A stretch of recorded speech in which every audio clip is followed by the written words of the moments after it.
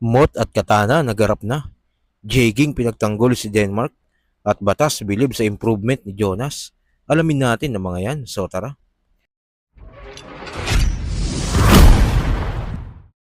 Nagarap na nga kagabi si Katana at Mot sa Pinas Astig na ginanap sa lugar ng Batangas.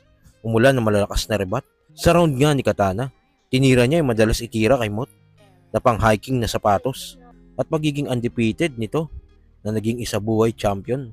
At pasok nga agad ng rebat ni Mot dito. Pinagalingan ko sa flip top, bigay todo kada sampa. Pero ba't undefeated champion naman agad? Yung tinapat nyo sa kanya. Alaitin mo ang ermitanyo, mukhang taga-bundok. E di ikaw na mo ang maayos. Ako pa mukhang taga-bundok ikaw nga yung may pang-hiking na sapatos. Pang-hiking na sapatos na gawa pang asarin. Tol, wag mong punahin yung itsura ng sapatos, ang tignan mo yung narating. Tulad ng undefeated, isa buhay champion, oo nagawa mo yun lahat. Sa madaling salita, nilalait mo yung sapatos pero sinusundan mo yung yapak. Sa round 2 nga ni Katana, tinapik niya dito ng babae daw si Mot sa Taiwan. At narebat naman ito ni Mot ng maganda. Ikaw, nang bababae, yung mga kalaban mo, malabong alam yan.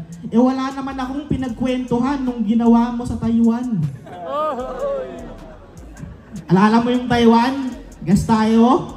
Yung wala ka sa mood buong event? Ang lungkot lang niya, parang may pinagdadaanan, maghapong walang imik. Pero nagbago ihip ng hangin pagbalik ng hotel. Nung inuman na, nakakainggit. Bumalik bigla yung sigla mo nung kinomfort ka ni ating singkit. Yo, ang lakas nito. Ginawa pa akong babaero. Yung mga storya mo, imbento. Ikaw tong di nagpapagupit, pero yung mga kwento, pang barbero. Usapang Taiwanese na babae, isa ka rin sa mga dumali doon, utol. Sabi mo pa nga, magkaiba lang yung lengguwahe, pero parehas lang yung ungol. At sa round 3 nga, dito naman bumawi si Katana ng rebat. Huling linya ni Mot na mukha daw caveman si Katana. At ito agad dinirebat niya at pasok nga ito. Di ba nung una mong salta, tawag namin sa mga kabatch mo, pre, tawag namin sa'yo, yeah. Kasi para kang teenager na ngayon pa lang na grade 1. Kumbaga, ira na ni John Wick, tsaka ka pa lang nag-James Bond. Yung huli mong haircut, di mo natanda kung kailan. At mas lalong mukha kang ang nauna sa amin kasi mukha kang caveman. Yo, mukha daw akong caveman. Sabi nitong malibog ko na epa. Ikaw yung caveman kasi kung kani-kanino yung pinapasok mo na kuweba. Sa kabilang balita naman, dahil sa tinapik nga ni Looney at Bruce si Denmark sa Break It Down, isa sa nagtrending na MC ni J. King. May mga nasabi si Bruce na hindi nagustuhan ni J. King, kaya gumawa ito ng reaction video at sinagot ang ilan sa mga sinabi ni Bruce tungkol kay Denmark. May buang-buang sa liga. Yun ang pinupush nila. Buong pinupush. Buong ka daw, Denmark. Dito, Pros, lilinawin ko lang. Tryouts pa lang ni Denmark yan. Kaya hindi namin siya pinupush, tol. Kung tutuusin, pangalawang tryouts niya yan. Dahil hindi namin siya tinanggap ng unang tryouts niya. Kasi nga, alam namin hindi siya nagra-rhyme. Hindi pwedeng hindi ka nagra-rhyme, di ba? At yun nga, binigyan namin siya ng pagkakataon. Isang taon yung hinintay niya doon, tol, para makapag-tryout siya uli. At yun nga yung nangyari, ganun pa rin siya, pero nag-viral na nung pangalawang tryouts niya. Hindi naman natin, tol, sa totoo lang, hindi natin makokontrol yung mga tao. Pinupush namin yung mga magagaling, pero syempre hindi nila napapansin yung mga magagaling dito sa teritoryo. Ang napapansin nila yung katulad ni Denmark. Yun, tao na may gusto nun, tol, napanoorin nila yun at i-share. Sino ba naman liga ang ayaw i-push yung mga magagaling, di ba? Syempre, gusto rin namin makilala yung liga namin sa mga magagaling. Kaso gaya nga ng sinabi ko, tol, hindi namin control yung mga tao na si Denmark yung gusto nilang panoorin at hindi yung magagaling. Siguro umay na sila sa mga bars o sa mga seryoso, gusto naman nila sumaya o kaya yung kakaiba. Kaya yun, si Denmark yung nagustuhan nila. Ewan ko, hindi, halata naman eh. Pag sa halatang merong mali Pero sa naging ano, Oo tol, meron talagang mali sa kanya. Si Denmark talaga, hindi talaga siya normal na bata tol kung titignan nyo. Kasi nakakausap namin yung magulang niya, bata pa lang si Denmark, may sakit na siya sa puso. May butas yung puso niya hanggang ngayon tol. At yun nga, bata pa lang siya, lutong-luto na siya sa gamot. Tingin ko nagkaroon sa kanya ng epekto yung nangyari na yun. Kaya ngayon naging ganyan siya. Nangangarap lang din naman siyang maging battle MC, na kahit hindi siya normal, kahit hindi siya tumutugma, gusto niya maging battle MC. Syempre, sino ba tayo para hindi natin pagbigyan yung mga ganun tao, 'di ba? Bigyan natin ng chance dahil doon siya masaya. Yun yung gusto niyang gawin sa buhay niya. Mas mahirap naman kung i-hate natin siya, ibabash natin siya, na alam na nga nating may problema siya, tapos yung opinion mo pa sa kanya mali, imbis na ikaw ang nauna sa larangan na to, sa kultura na to, na dapat magpayo sa kanya ng maayos, kaso hindi.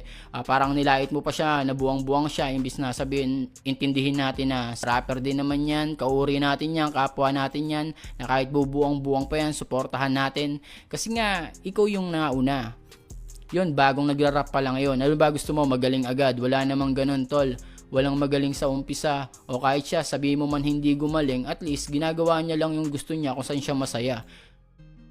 At sa huling balita, 2018 isa buhay first round nang magtapat si Jonas at Batas sa event ng Second Sight 6. Bodybag nga si Jonas sa laban na ito dahil hilaw pa yung style niya.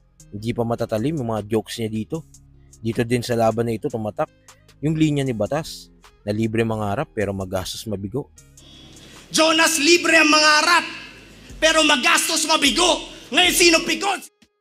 Kamakailan nga lang nireview ni Batas ang laban ni Jonas kay Cruz sa nakaraang Vuelta Balentong 12 at bumilib nga si Batas sa pag-evolve ni Jonas. Sobrang itim ng balat mo, Repa. Pag nagpapawis ka, hena. Ako, proud Pinoy. Yung kulay kayo mangge. Ikaw, feeling egoy lang, tapos madumi. Mukha kang madungis at maalat. Yung kutis pang bayawak, nakita. Tangina, hindi pwedeng hindi puntosan yun. Mukha maalat, kutis bayawak. Galing. Tsaka ano rin talaga, nag-level up ng rhyming si Jonas, so shoutout sa kanya. Solid. Pwede pa rin maging, parang yun yung point nga, 'di ba? Parang pwede pa rin maging nakakatawa, pero pasok siya sa standard ng rapping. Kumbaga, pasok na pasok, 'di ba? Maganda yung rhyming. Nagagawa niya ngayon na mas tadtara ng rhyming, pero yun, nandun pa rin yung humor niya, nandun pa rin yung punchline niya. Solid. Ano ginokes niya, pero kumbaga proper rhyming, 'di ba? O sabihin mong mas legit rhyming. Well, basta ako, Jonas lang. Hindi in-upgrade na kung sino-sino. May sariling estilo, parang multo, walang anino. Habang buhay babakat, yung pangalang iiwanan ko rito. Ako'y sisikat na hindi magsisinyo at tatandang hindi basilyo. Parang ibang rapper na rin si Jonas ngayon, no? Nag-evolve na rin talaga siya. Na upgrade niya yung mga bagay na marami siyang na-upgrade sa ano niya, sa laro niya, no? Sa style niya. Stig. So kayo ba mga quiz kung mangyari kayang muli ang Jonas vs Batas at pareho silang naka-A-game? Tinyo, tatalunin pa din kaya ni Batas si Jonas? At sa labang Katana vs Mot, kung mangyari ito sa flip top in the future, kanino kayo pupusta? Kung naman sa loobin mo, comment mo lang sa baba nang mapag-usapan natin yan. So yun lang. God bless.